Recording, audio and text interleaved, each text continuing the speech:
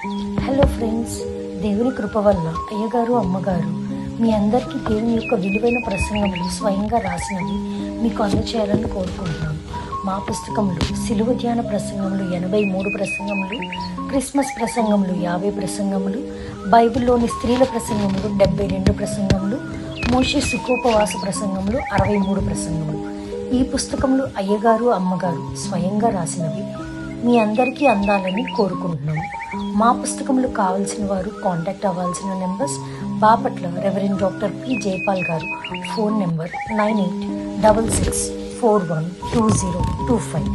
Guntur doctor P Prasadarao garu, phone number 9413685994 and 9705789407. మా పుస్తకంలో మీరు తీసుకొని చదివి ఆదరణ పొంది దేవుని మహిమపరచాలని కోరుకుంటున్నాము. Don't forget to like the video. Thank you.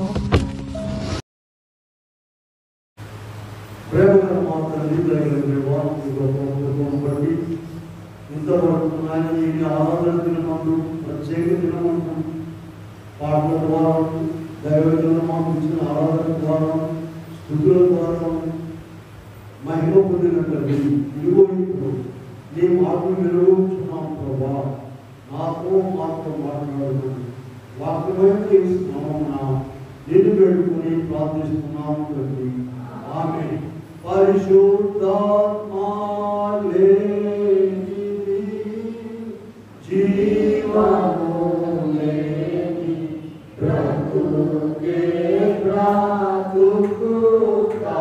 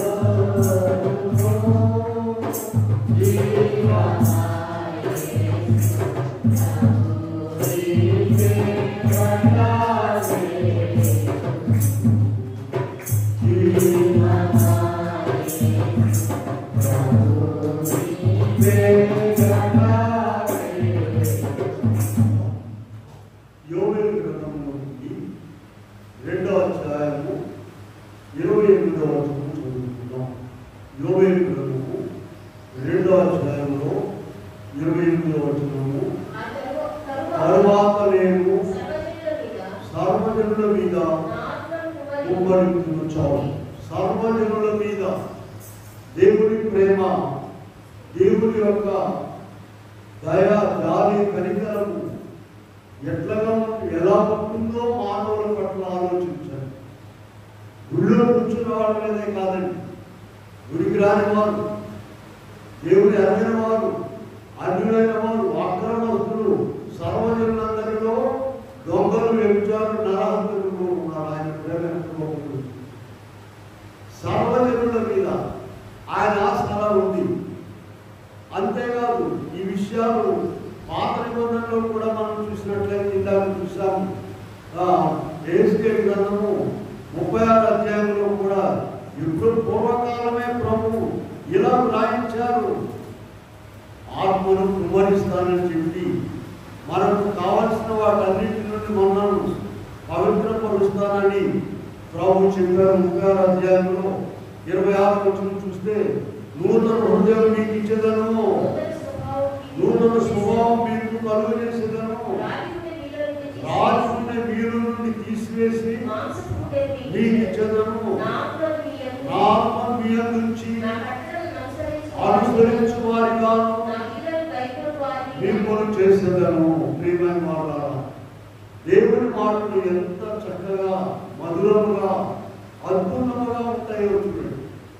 ఎందుకంటే మానవులు ఎలాగో ఆయన కట్టడను అనుసరించలేరు, ఆయనను సేవించలేరు, ఆయనకు ఇష్టమైన వారు ఉండలేరు.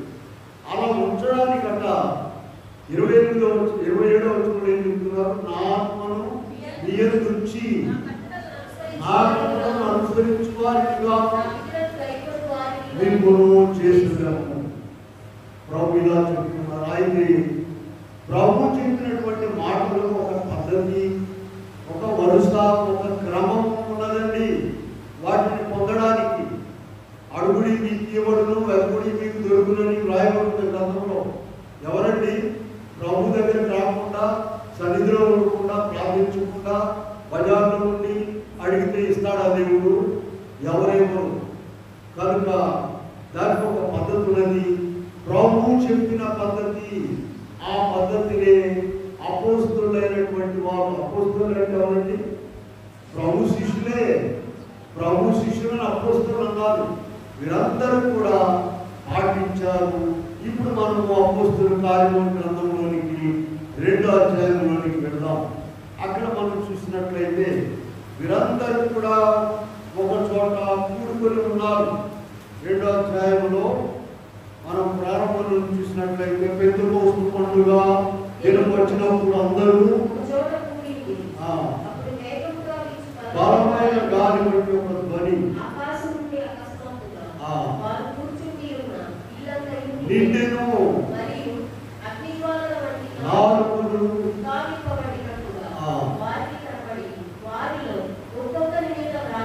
అందరూ నిండిన వారై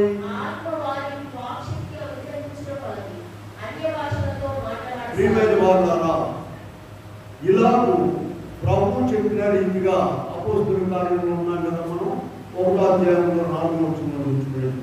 ప్రభు ఏం చెప్పారంటే, ఆయన వారిని కలుసుకొని ఆజ్ఞాపించను, వెళ్ళక తండ్రి యొక్క వాగ్దానము కొరకు కనిపెట్టుకుని 10 దినములు కనిపెట్టమని చెప్పారండి. వారందరూ కూడా యెరూషలేములో కనిపెట్టారు. 120 మంది మేడగదిలో చేరి ప్రభు ఇచ్చినటువంటి వాగ్దానం ఉన్నది. యోహాను సువార్త 14వ అధ్యాయంలో 16 నుండి 19 వరకు ఇందాక చదువుకున్నాం మనము. ఆదరణకర్తలు మీ యొద్దకు పంపిస్తాను, మిమ్మల్ని అనాథలుగా విడవను అని చెప్పి ప్రభు చెప్పినటువంటి మాటల ప్రకారముగా ఆ ఆదరణకర్త అయిన పరిశుద్ధాత్మను పొందడానికి వీరందరూ కూడా యెరూషలేములో మేడగదిలో 120 మంది చేరి ప్రార్థించారు.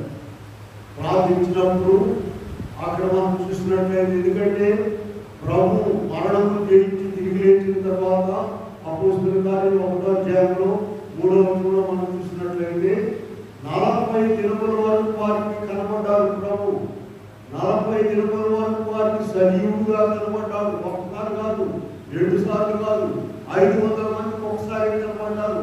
ఓహో, ఈయనను ఈ మరణం ఏం చేయలేకపోయింది, ఈ వేగులు, శీలలు, పక్కలో బల్లెము, ముళ్ళ కిరీటము, సమాధి, మరణము ఏమీ చేయలేకపోయినాయి అనేటువంటి దృఢమైనటువంటి నిర్ణయానికి ఇదిగో ఈ అపోస్తులైనటువంటి వారు 12 మంది కాదండి, చాలా మంది ఉన్నారు.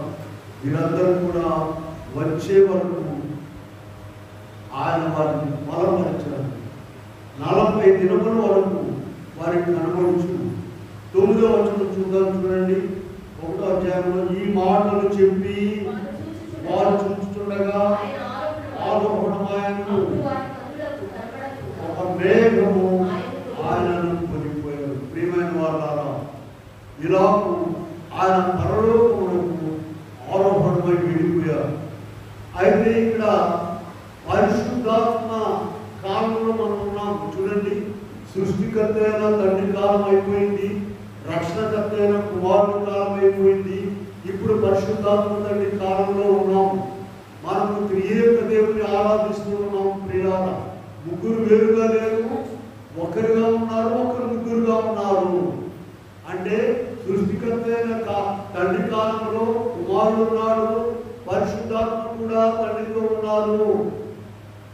కుమారుడైన యేసుక్రీస్తు ప్రభు భూమి మీద శరీరధారిగా మన మధ్య ఉన్నప్పుడు ఆయనతో పాటు ఎవరెవరు ఉన్నారు? తండ్రి ఉన్నారు, పరిశుద్ధాత్మ కూడా ఉన్నారు. ఇప్పుడు మనము పరిశుద్ధాత్మ తండ్రి కాలంలో ఉన్నాము. ఈ పరిశుద్ధాత్మ తండ్రి కాలంలో ముగ్గురు కూడా ఉన్నారు మన మధ్య. అదే దినము మనం ధ్యానించవలసినటువంటి వాక్యం. అయితే కొంతమంది ఆ దినాల్లోనే అపోస్తుల కార్యము 19:2 చూడండి, 19:2 ఆ దినాల్లోనే పరిశుద్ధాత్మ ఉన్నాడని మాకు తెలియదు అని చెప్పారు. వారు సంగతి మేము వినలేదన్నారు. ఎంత గొప్ప విషయమో చూడండి ఇది. ప్రియులారా, ఈ ఆత్మ తండ్రి ఉన్నాడని చెప్పడానికే ప్రభు ఇలా గ్రంథంలో రాయించారు. ఇటువంటి వారు ఈనాడు కూడా ఉన్నారండి. మేము వినలేదు అనేటువంటి వారు ఈనాడు కూడా ఉన్నారు. పర్వాలేదు, ఉన్నా, అయితే చెప్తే వినాలిగా.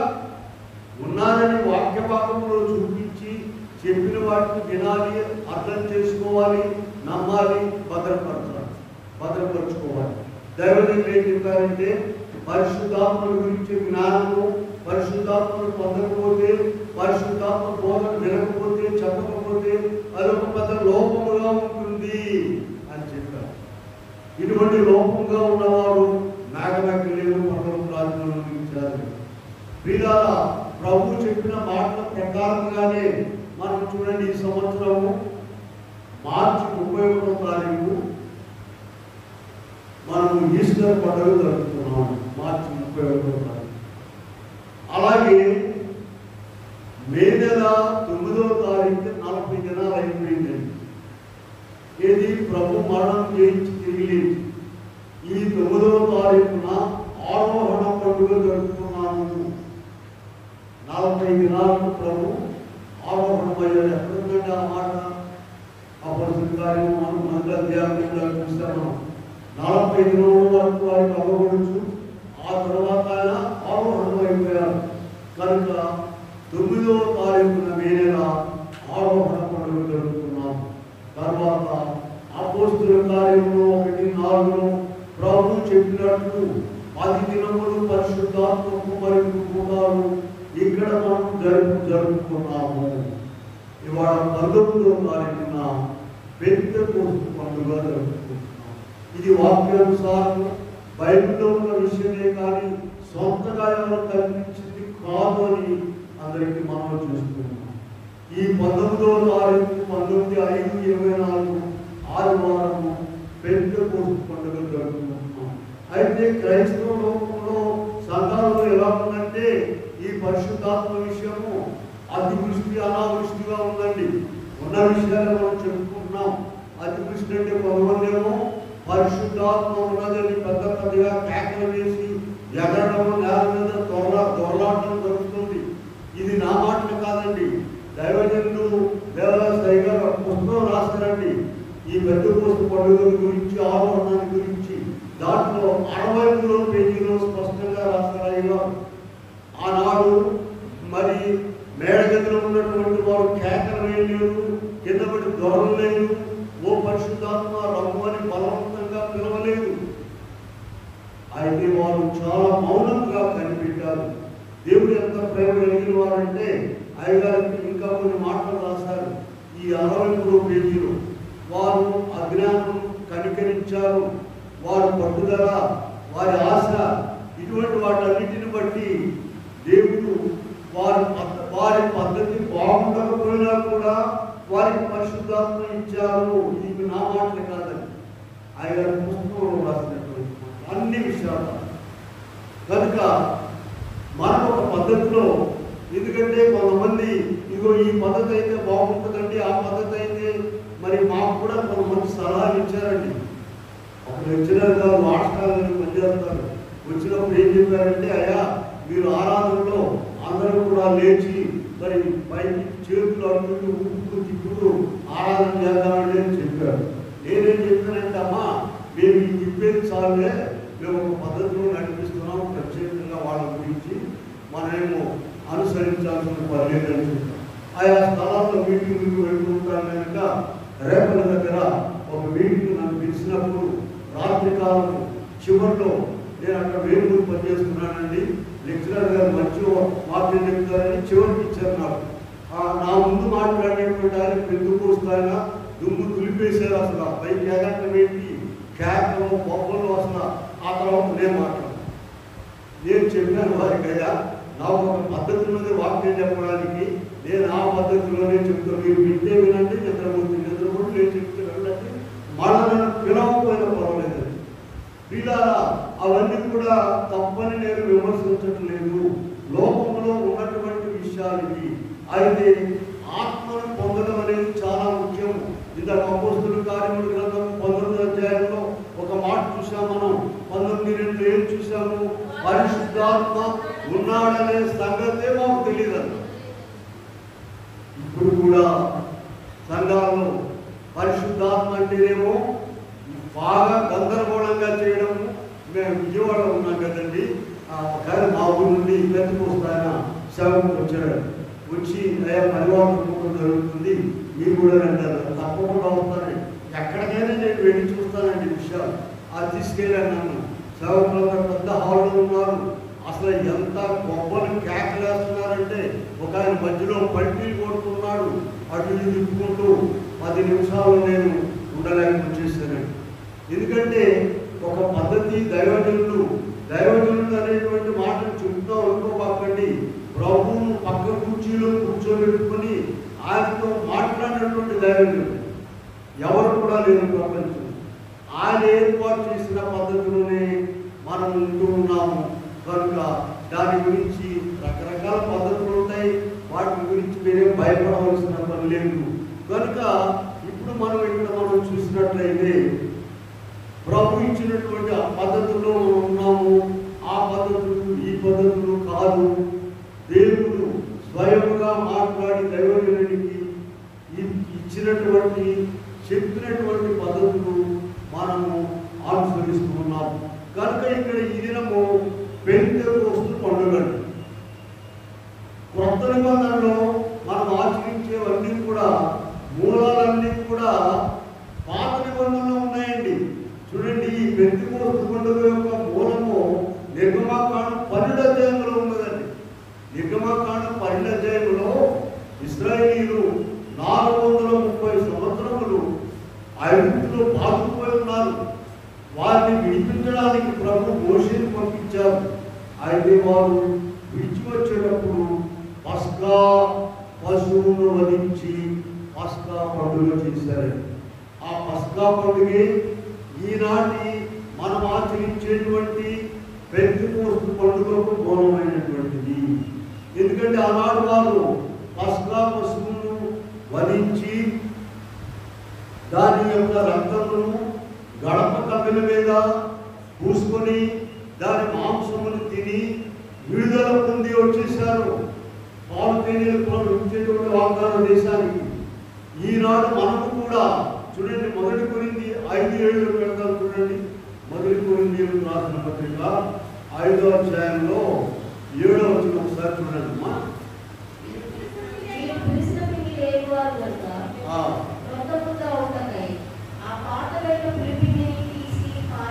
క్రీస్తును మన పస్కా పశువు వధించబడెను. ఎవరండి? క్రీస్తు అనేటువంటి మన పస్కా పశువు వధించబడెను. యోహాను గారు యోహాను సువార్త 1వ అధ్యాయంలో ఏం చెప్పారు యేసు ప్రభువు గురించి? ఇదిగో లోక పాపములను మోసుకొని పోవు 2 సార్లు చెప్పారండి. 29వ వచనంలో ఉంది, 36లో కూడా ఉన్నది. చూడండి, ఇదిగో లోక పాపములను మోసుకొని పోవు దేవుని గొర్రెపిల్ల అని చెప్పారు. ఆ దేవుని గొర్రెపిల్ల వచ్చిన తర్వాత ఈ యజ్ఞయాగాదులు, పశువులను బలివ్వడము ఇవన్నీ కూడా ఆగిపోయినాయి. ఎందుకని ఆయనే వీటన్నిటి బదులు బలి అయిపోయారు. ఇక మనం అటువంటి వాటన్నిటిని కూడా ఆచరించుకో. చూడండి, పాత నిబంధనలో 2 రిఫరెన్స్ మీకు చూపిస్తాను. ఒకటి ద్వితీయోపదేశ కాండంలో 16వ అధ్యాయంలో 9-10 వచనాలు మనం చూసినట్లయితే అక్కడ వారముల పండుగ అనేటువంటి 7 వారములు లెక్కించాలి, 7 వారములు. అలాగే లేవియా కాండంలో కూడా చూద్దాం, 23వ అధ్యాయంలో 15 వచనం నుండి చదువుదాం. చూడండి, లేవియా కాండం చదవండి. 15వ అధ్యాయంలో 23వ అధ్యాయంలో లేవియా కాండం 23వ అధ్యాయంలో 15 నుండి చదువుతాం.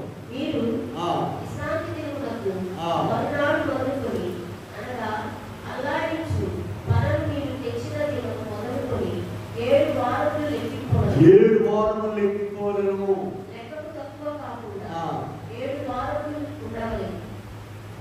16వ వచనం చూద్దాం.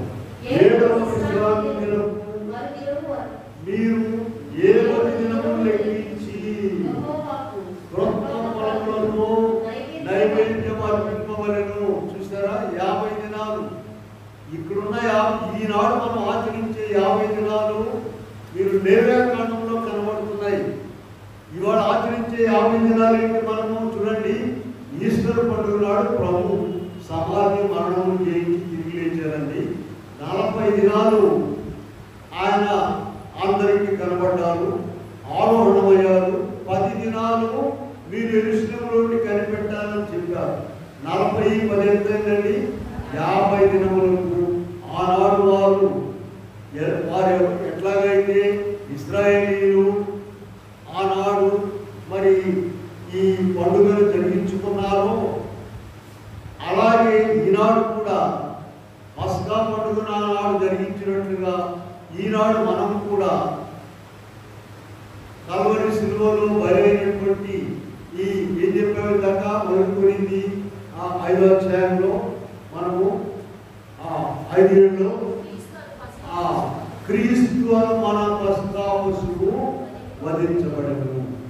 ఆయన వధించబడి తిరిగి లేచిన తర్వాత 50వ దినమున, అంటే ఈ దినము 50వ దినం. మీకు ఇంకొక విషయం చెప్తా చూడండి. డిసెంబర్ 25 పండుగలాగా ఈ డేట్లు అలాగే ఉన్నవాడి మీరు ప్రతి సంవత్సరం వేసుకుంటే ఇక్కడ భక్తులైన వారు బిషప్పులు ప్రపంచంలో ఈ డేట్లు నిర్ణయిస్తారండి. వాటి లెక్క ప్రకారముగా బైబిల్ విషయంలో కాదండి, ఆ లెక్క ప్రకారముగా ఈస్టర్ జరుపుకోవాలి, ఆ లెక్క ప్రకారముగా పెంతెకోస్తు పండుగ జరుపుకోవాలి, ఆ లెక్క ప్రకారముగా మనుషులకు ఉంటుంది. కనుక ఇది చాలా విచిత్రమైన విషయం. కనుక ఇలాగూ ఇదిగో ఆనాడు నిర్గమకాండంలో, లేవియా కాండంలో, ద్వితీయోపదేశ కాండంలో ఉన్నటువంటి విషయాల ప్రకారంగా 50వ దినమున, అంటే ఈ దినము మనం ఏం చేస్తున్నాం చెప్పండి? పెంతెకోస్తు పండుగను ఆచరిస్తున్నాము. ఈ దినం ప్రభు తన పరిశుద్ధాత్మను అందరి మీద కుమ్మరిస్తానని చెప్పారు. అయితే ఆ దినాల్లో అపోస్తలుల కార్యం 2వ అధ్యాయంలోకి వెళ్దాం. చూడండి, వారందరూ కూడా అక్కడ యెరూషలేములో మేడగదిలో కూడుకొని ఉన్నప్పుడు ప్రార్థించినప్పుడు అందరి మీద పరిశుద్ధాత్మ దిగింది. వారు భాషలతో మాట్లాడుతున్నారు. అక్కడ యెరూషలేము పట్టణంలో ఆ దినాల్లో మనము అపోస్తలుల కార్యం 2వ అధ్యాయంలో 9వ వచనం చూసినట్లయితే 18 దేశాల వాడు ఉన్నారండి. అది క్యాపిటల్ సిటీ కనుక అది పూర్వకాలం నుండి కూడా రాజులకు రాజధానిగా ఉన్నది కనుక అనేక మంది అక్కడ ఉన్నారు. ప్రపంచంలో జనాభా తక్కువగానప్పుడు 18 దేశాల వాడు ఉన్నారు. వాళ్ళందరి భాషలతో మీరు మాట్లాడటము చూసారు. అందుకని 5వ వచనంలో రాశారు, ఆ కాలమున ఆకాశం క్రింద నుండి వచ్చిన యెరూషలేములో కాపురం ఉండేది. వీరందరూ కూడా ఆశ్చర్యపడిపోయారండి. వీళ్ళారా ఇక్కడ అయితే అందరూ కూడా భాషలతో మాట్లాడుతుంటే ఏమనుకున్నారంటే 13వ వచనం చూడండి, కొందరైతే మీరు భక్త మధ్యంలో నిండి ఉన్నారని అపహాస్యం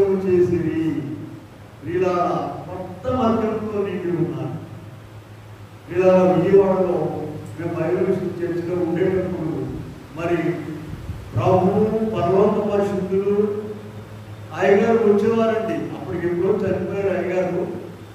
సరే, మేము మాకు బైబిల్ విశ్వాసం అయినా కూడా మాకు ఈ సంఘాల్లో అలవాటు లేదు కనుక మేమిద్దరం కూడా నమ్మలం. ఏదో ఇదేదో ఒక రకంగా ఉంటారే. కొంతకాలం ఆగాము. అయితే ప్రభు మాకు ఇంటి దగ్గర ఏమేం చెప్పామో చేసామో అయ్యో ఇక్కడ చెప్తున్నారు. ఇక అదిరిపోయాము, నమ్మక తప్పలేదు. ఇలా ప్రభు పరలోక పరిశుద్ధులు వచ్చేసి మాట్లాడే పద్ధతులు బైబిల్ విషయంలో చూస్తున్నాం. కనుక ఇక్కడ మీరందరూ ఏమనుకున్నారు? కొత్త మద్యంతో నిండి ఉన్నారనుకున్నప్పుడు అప్పుడు పేతురు గారు లేచి వాక్యం చెప్పారండి.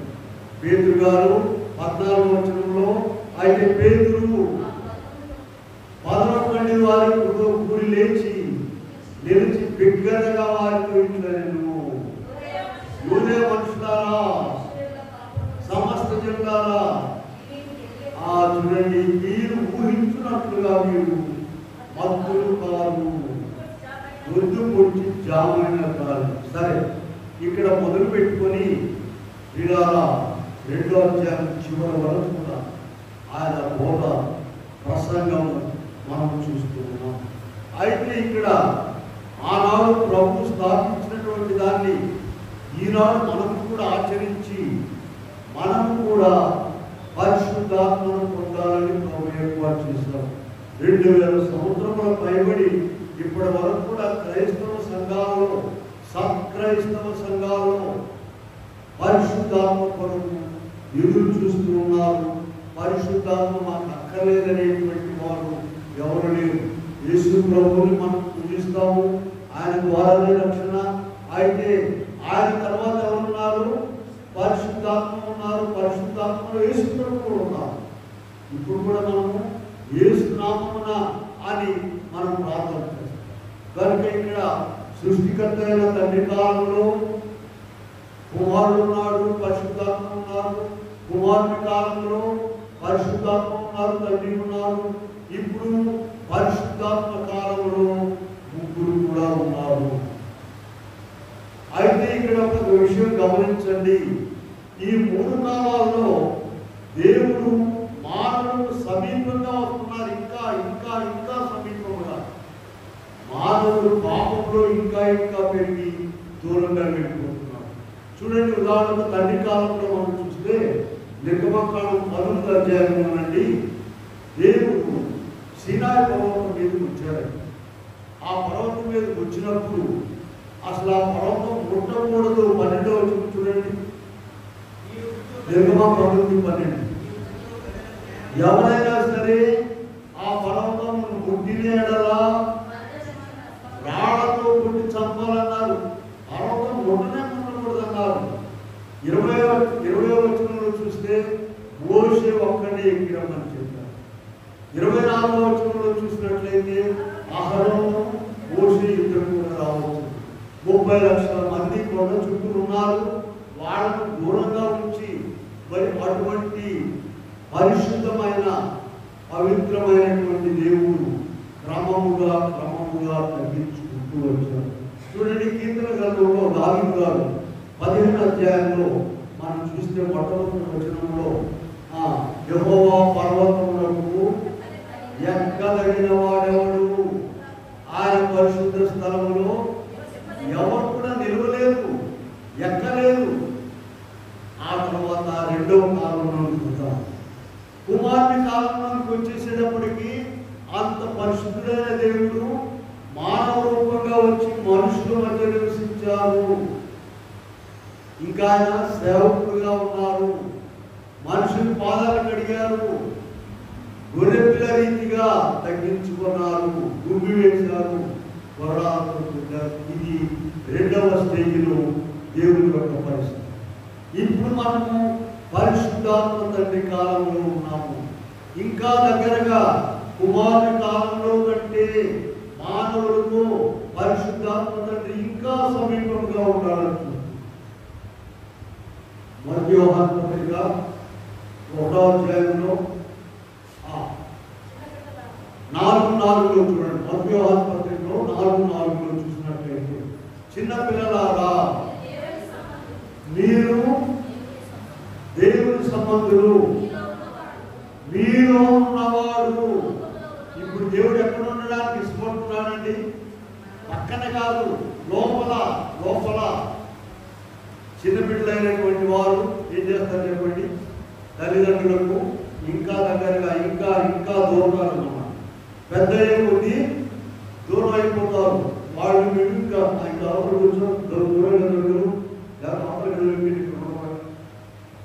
ఏమైపోయింది ఆ సరైనత్వం? దేవుడు అలాగూ మనం ఎప్పుడు కూడా అలా ఉండాలనే దేవుడు కోరేది. మత్తయి సువార్త 18వ అధ్యాయంలో ప్రారంభంలో ఆయన శిష్యులు ఆయన అడిగారండి, పరలోక రాజ్యంలో ఎవరు గొప్పవారని అడిగారు ప్రభువు. అప్పుడు ప్రభు ఏం చెప్పాడు? ఒక చిన్న బిడ్డను తీసుకొని రమ్మని చెప్పి, ఇదిగో మీరు ఇటువంటి వారైతేనే కానీ పరలోక రాజ్యంలో చేరరు అని ప్రభు చెప్పారు. అంతేకాదండి, మీకు 1 కొరింథీ పత్రిక 3వ అధ్యాయం 16వ వచనంలో, 6వ అధ్యాయం 19వ వచనంలో ఇక్కడ మీ దేహము దేవుని వలన మీకు అనుగ్రహింపబడి మీలో ఉన్న పరిశుద్ధాత్మకు ఆలయమై ఉన్నారని మీరు కదా.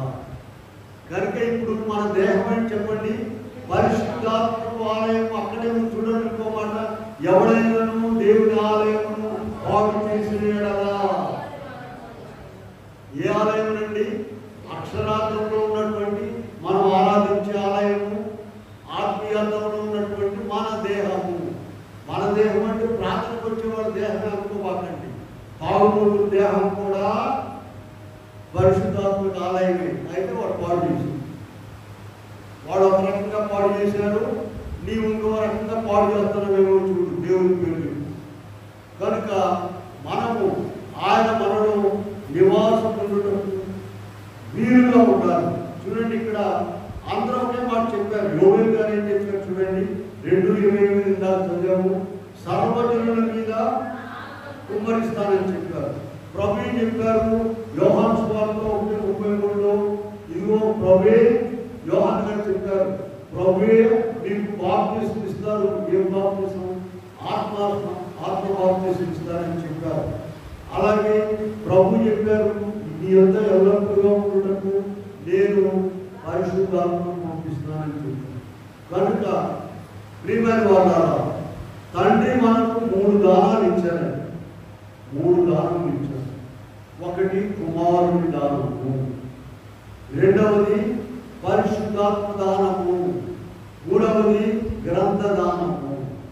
దైవజనులు ఏం రాశారంటే ఈ 3లో కూడా గ్రంథ దానము చాలా గొప్పది అని చెప్పారు. ఎందుకు గొప్పదంటే కూడా రాశారు, ఈ పరిశుద్ధ గ్రంథం ద్వారా మనం కుమారుని గురించి, తండ్రిని గురించి, పరిశుద్ధాత్మని గురించి తెలుసుకుంటున్నాం. కనుక ఈ గ్రంథదానం గొప్పది. అందుకని ఏం రాశారు? మనం ఆరాధనలో చెప్పుకున్న భూమి ఆకాశంలో పెట్టాను, వెండి బంగారంలో పెట్టాను, నీ గ్రంథమును మాకు దయచేసినావు కాబట్టి నీకు అనేక కృతజ్ఞత స్తోత్రం. అటువంటి గ్రంథాన్ని చేర్చారు. మరి దాని ద్వారా ఎన్ని దానాలు ఉన్నాయో, ఎంత ధనం ఉందో తెలుసాను. మరి దాన్ని అలా ఎంతవరకు ఉపయోగిస్తున్నాము. కనుక ఇక్కడ మనం చూసినట్లయితే ప్రియమైన వాళ్ళ పేతురు గారి ప్రసంగంగా ఉన్నటువంటి కొన్ని విషయాలు మనం ధ్యానం చేద్దాం. పేతురు గారు 2వ అధ్యాయంలో 15వ వచనంలో ఆత్మను పొందిన వారు మద్యంతో లేరని చెప్పారు. యోవేలు ప్రవచనాన్ని గురించి చెప్పారు. యోవేలు 2:28 గురించి పేతురు గారు తన ప్రసంగంలో చెప్పారండి. అలాగే ప్రభు అద్భుత కార్యాల గురించి చెప్పారు. మీరు సిలువ వేశారు. 2వ అధ్యాయం 23వ వచనంలో ధైర్యంగా మీరు ప్రభు సిలువ వేశారయ్యా మీరే అని చెప్పారు. అయితే 24లో మరణం జయించారు ఆయన, మేము సాక్షులు అని చెప్పారు. వీరందరూ కూడా మారు మనసు పొంది, పాప క్షమాపణ పొంది, బాప్తిసం పొంది మీరు పరిశుద్ధాత్మను పొందాలని చెప్పారు. ఈ మాటలు చదవాలి చూడండి. 2వ అధ్యాయంలో 38వ వచనం చూడండి. 2వ 5వ అధ్యాయంలో అపోస్తలుల కార్యములు పేతురు మీరు మారు మనసు పొంది పాప క్షమాపణ నిమిత్తము ప్రతివాడు యేసుక్రీస్తు నామమున అప్పుడు మీరు పీడాలా ఇదిగో ఈ విషయాలు మనము కూడా వర్తిస్తాయని మర్చిపోతాం.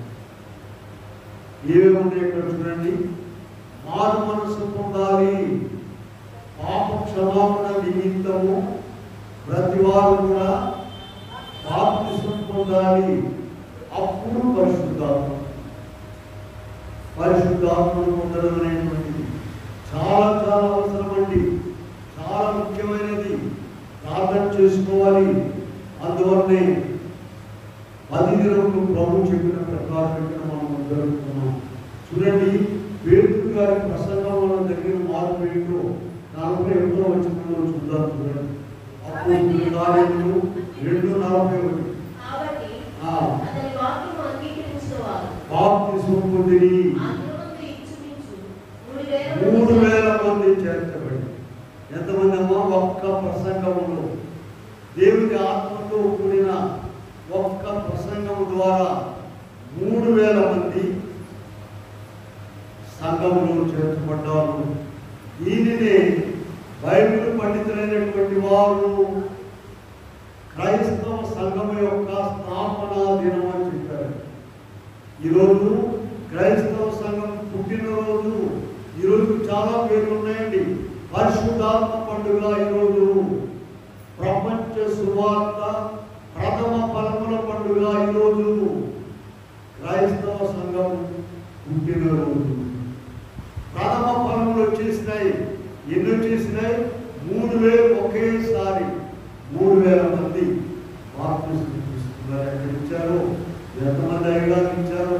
ఎందుకని అక్కడ 120 మంది ఉన్నారు. అందరూ కూడా ఇచ్చేసి ఉంటారు. అయితే ఇక్కడ చివరిగా మనం దయచేసి ఒక చిన్న విషయాన్ని మీకు చూపించాలని నేను ఆశపడుతున్నానండి. అపోస్తలులైనటువంటి వారు జాగ్రత్తగా విందాం. మనం ఎందుకు ఆత్మను పొందాలి అనేటువంటి దాని గురించి జాగ్రత్తగా విందాం. అపోస్తలులైనటువంటి వారు పరిశుద్ధాత్మను పొందకముందు ఎలా ఉన్నారు తెలుసా? వారు యూదులకు భయపడి దాక్కున్నారు.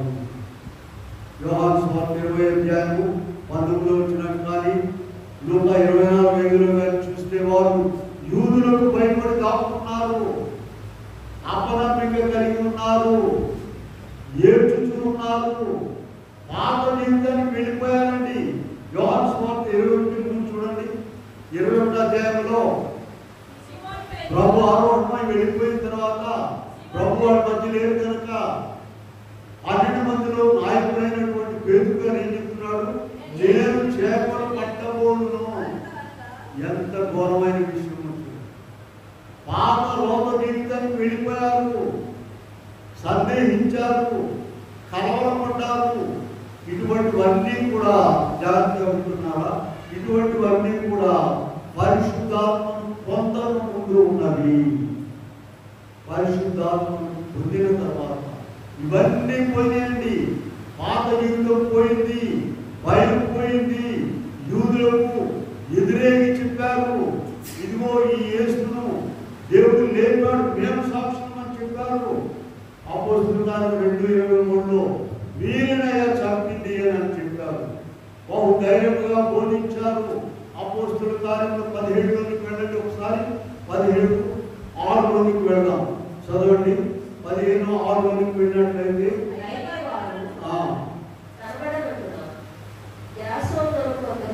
భూలోకమును తలకిందులు చేసిన వారు ఇక్కడికి వచ్చి ఉన్నారు. ప్రియులారా, పరిశుద్ధాత్మను పొందిన తర్వాత భూలోకాన్ని తలకిందులు చేశారు వారు.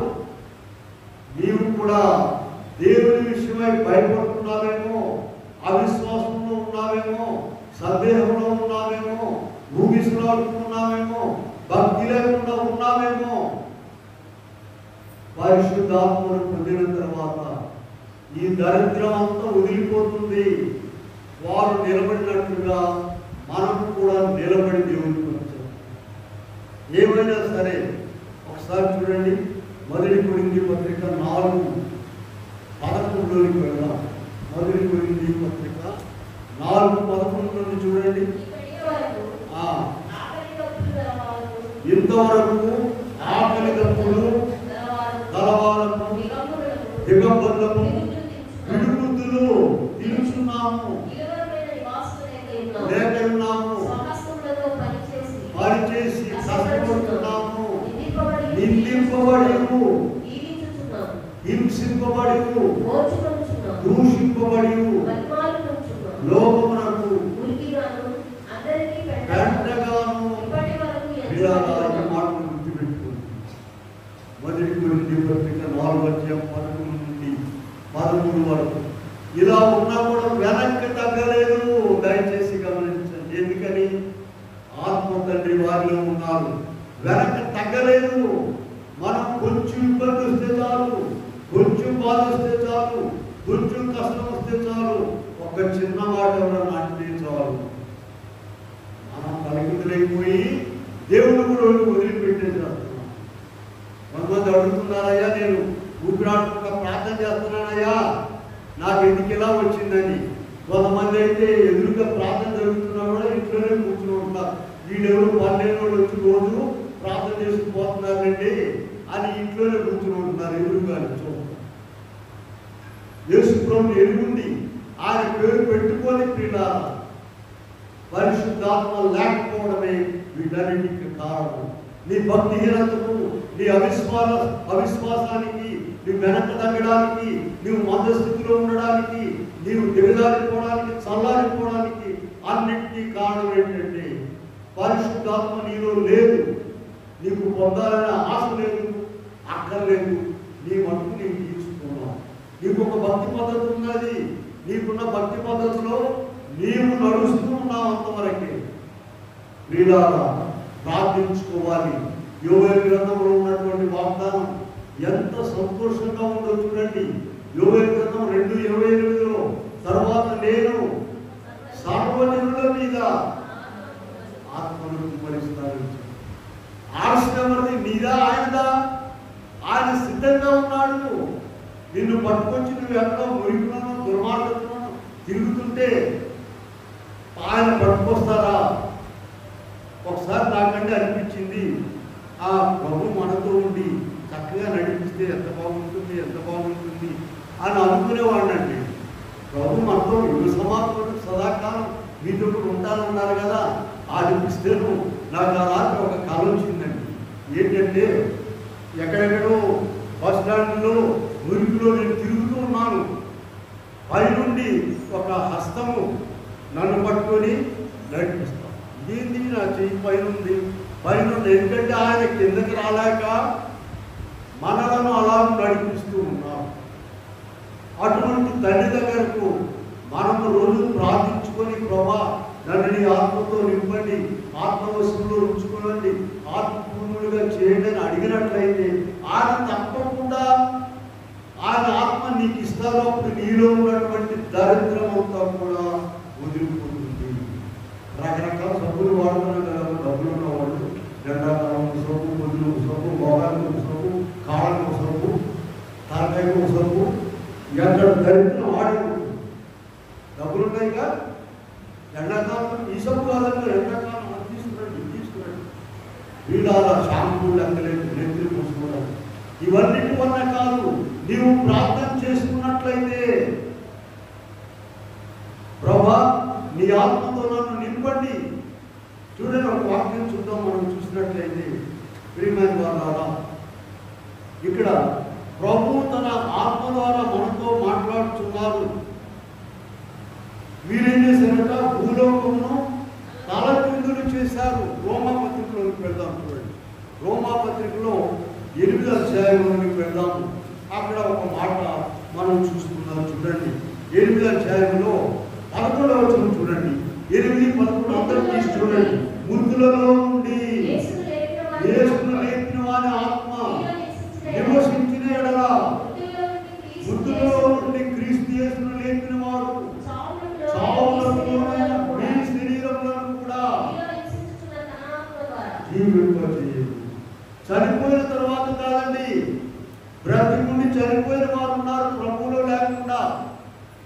ఇటువంటి వారందరూ కూడా జీవించి ఉండాలంటే, జీవం కలిగి ఉండాలంటే ప్రతి దినము కూడా ప్రార్థన చేసుకోవాలి. ప్రభువా, నన్ను నీ ఆత్మతో నింపండి, నీ ఆత్మ పూర్ణులుగా చేయండి, నీ ఆత్మ వశంలో ఉంచండి అని ఎవరైతే ప్రార్థన చేసుకుంటారో వారికి ఆయన తన ఆత్మను అనుగ్రహిస్తాడు. అనేక చోట్ల ఉన్నదండి ఈ వాగ్దానం. మరి ఈ ఆత్మను పొందలేకపోవడానికి కారణం ఏంటి? అది మనలో ఉన్నటువంటి పొరపాటు. ఇదిగో ఇదే వాక్యంలో ప్రభు మనకు మాట చూపించారు. అపోస్తలులైనటువంటి వారు పరిశుద్ధాత్మను పొందక ముందు ఎలా ఉన్నారు, పొందిన తర్వాత ఎలా ఉన్నారు? వారు ధైర్యం కలిగి చూడండి, దేశానికి ఒకళ్ళు వెళ్ళిపోయారండి. ఎప్పటి మాట ఇది? 2000 సంవత్సరాల క్రితం మాట. ఆనాడు పడవలు లేవు, ఓడలు లేవు, విమానాలు లేవు. తోమా గారు వచ్చారు మన దేశానికి. ఎలా వచ్చారు? ఆయన ఎన్ని పడవలు మారాడు, మహాసముద్రాలు ఈదుకుంటూ వచ్చేసారు. ఎందుకని? అక్కడ సమాధి చేస్తారు. అక్కడ తోమా గారిని ఇక్కడ తమిళనాడులో నరికేసేసారు. మనకు వెళ్ళినప్పుడు చూస్తాం చెన్నైలో సెయింట్ థామస్ మౌంటైన్, అక్కడ కూడా లోకల్ ట్రైన్ స్టాప్ ఉందండి. అక్కడ దేవాలయం కట్టినాడు ఆయన. ఎక్కడి నుంచి వచ్చాడు? ప్రభు దగ్గర నుండి. ఆయన అసలే అనుమానాలు సందేహించేటువంటి తోమ. ఇలాగ పరిశుద్ధాత్మ పొందిన తర్వాత వారు బహు ధైర్యం కలిగి ప్రపంచమంతటా ప్రభు చెప్పిన మాట కదా, భూదిగంతముల వరకు నాకు సాక్షులై ఉండమని చెప్పినటువంటి మాటలు వారు నెరవేర్చి పనిచేశారు. ప్రియమైన వాళ్ళ, మనం కూడా మన బంధకాల్లోనూ, మన అక్రమంలోనూ, మన పరిమితమైనటువంటి భక్తిలోనూ, పరిమితమైన భక్తి దాంట్లో నుండి తెరుచుకోవడానికి ఆత్మను పొందినట్లయితే నీవు ప్రభుకి ఇష్టమైన పని చేస్తావు. ఇందాక చెప్పాను చూడండి, వాళ్ళు ఉన్న సందేహాలు పోయినాయి, కలవరం పోయింది, పాత జీవితం పోయింది, ఏడుపు పోయింది. చూడండి, అపోస్తలులను ఎంత కొట్టినా చెరసాల్లో వేసిన వాళ్ళకి ఏడుపు రావట్ల పాఠాలు. మనకైతే ఒక ఫోన్ కాల్ వస్తే చాలు ఏడుపు, ఏమి రాదా, శరీరం అంతా బాగానే ఉంది. ఒక చిన్న ఇబ్బంది వస్తేనే ఏడుపుకుంటున్నాం. ఎందుకని? ఆత్మ లేకపోవడం. కనుక అలా మనమందరం కూడా ఆనాడు ప్రభుత్వ వాగ్దానమును బట్టి ఈనాడు అందరం కూడా ప్రార్థించుకొని దేవుని ఆత్మను పొంది దేవునితో, దేవునిలో, దేవుని సమీపంగా జీవించాలని ప్రభువు కోరుకుంటున్నాడు. అట్టి కృప దేవుడు మనందరకు అనుగ్రహించుగాక. ఆమె ప్రార్థన చేసుకున్నాము. చిన్న ప్రార్థన చేద్దాం. అందరూ కూడా ప్రార్థన చేసుకోండి. ప్రభువా, నన్ను నీ ఆత్మతో నింపండి అని ప్రార్థన చేసుకోండి. ఎందుకంటే మనం వచ్చాం వెళ్ళామంటే కాదు. ఇంతకాలం ప్రభులో ఉండి, ప్రభుతో ఉండి, అనేక వాక్యాలు తెలిసి, ఎన్నో ప్రార్థనలు తెలిసి మనము ఆత్మ లేకుండా వెళ్ళకూడదు. అందరూ కూడా ప్రార్థన చేసుకోండి. ప్రభువా, నన్ను నీ ఆత్మతో నింపండి నాయన అని ప్రార్థన చేసుకోండి. యోగని గ్రంథంలో అక్కడ పంపించారు. చిన్నలు, పెద్దలు, వృద్ధులు, ముసలివారు అందరి మీద ఆత్మను కుమరిస్తానని చెప్పుకున్నారు. కనుక అందరూ కూడా, చిన్న బిడ్డలు కూడా ప్రార్థన చేసుకోండి. ప్రేమల మాత్రండి దేవా, ఈ వాక్యం గొప్పది నాయనానికి దైవజనులు రాస్తారు, పుణ్యావకాశంలో కట్టాను, వెండి బంగారంలో కట్టాను, గొప్పదాన్ని రాస్తారు. మీరే చెప్పారు, పుణ్యావకాశంలో గతించదు కానీ నా మాటలంతా మాత్రం గతింపు అని చెప్పారు. అటు నీ మాటలు మానవులను బ్రతికిస్తాయన. నీ మాట ప్రకారంగా నీ ఆత్మను మానవులు ఉంచుతూ ఉంటాము. అయా, ఇలా నువ్వు అందరూ కూడా ప్రార్థించుకునే దయచేయండి. సర్వజనుల మీద నా ఆత్మను కుమరిస్తానని యోగ గ్రంథంలో రాయించారు కదా ప్రభా. ఇదిగో మేమందరం కూడా ఆలయంలో చేరిన ప్రతి అందరూ కూడా, ప్రతి ఒక్కరు కూడా సర్వజనుల్లో ఉన్నారు కనుక నాయన, ప్రతి ఒక్కరిని నీ ఆత్మతో నింపండి, ఆత్మపూర్ణులుగా చేయండి. పరిశుద్ధాత్మ అనే వరమును ప్రతి ఒక్కరికి దయచేయండి ప్రభా. లోకంలో లోక మాలిన్యం అంటకుండా సాతాను శోధనలు జయించే శక్తి నీ ఆత్మ ద్వారా ప్రతి ఒక్కరికి దయచేయండి. ఆత్మ కార్యము ప్రతి శరీరంలో ప్రతి ఇంట్లో ఒంట్లో కూడా చిన్నలు పెద్దలు వృద్ధులు అందరిలో కూడా ప్రభు నీ ఆత్మతో నింపి ఆత్మ కార్యం జరిగించమని భక్తి జీవితంలో ముందుకు నడిపించమని మేఘమెక్కించమని ప్రతిదినం నీ ఆత్మతో కలిసి జీవించి దయచేయమని దేవుని నామమున నేను వేడుకొని ప్రార్థిస్తున్నాను తండ్రి. ఆమేన్. కూర్చుందాం. హాయ్ ఫ్రెండ్స్, అందరికీ మర్నాత. మా వీడియోస్ మీకు ఎంతో ఆదరణ కలిగిస్తున్నాయని నేను నమ్ముచున్నాను. ఈ వీడియోని లైక్ చేయండి, మీ ప్రార్థనా అంశాలని మీ పేరుతో కామెంట్ చేయండి, షేర్ చేయండి, ముఖ్యంగా సబ్స్క్రైబ్ చేసుకోండి. Thanks for watching. అందరికీ మర్నాత.